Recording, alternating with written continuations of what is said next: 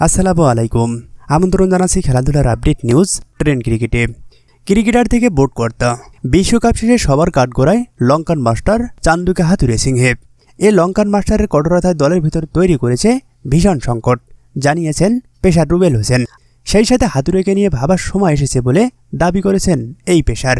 বিশ্বকাপে বাংলাদেশের হেড কোচের পরিকল্পনা পছন্দ হয়নি খালিদ মাহমুদ সুজনের।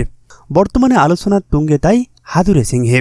2023 ওয়ানডে বিশ্বকাপে ব্যর্থতার পর যার উপর আস্থা রেখেছিল বিসিবি, সদ্য শেষ হওয়া টি-20 বিশ্বকাপের সুপার 8 খেলা বোর্ডের কাছে প্রাপ্তি হতে পারে। তবে সমর্থকদের চোখে ব্যর্থ টিম বাংলাদেশ।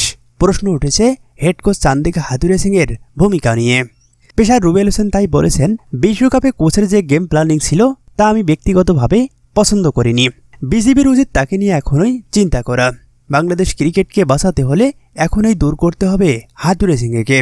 ক্রিকেটারের সঙ্গে হাতুড়ে সিংয়ের সম্পর্ক 50-50। উনি রাগ করে ক্রিকেটারদের থেকে পারফরমেন্স আদায় করে নেন, এটা এক প্রকার ইতিবাচক। তবে আবার কিছু দিকও রয়েছে নেগেটিভ। দল থেকে বাদ পড়ার পর কোনো ক্রিকেটারের সঙ্গে সে যোগাযোগ করে না, এটা রুবেল হোসেনের চোখে কখনো পড়েনি।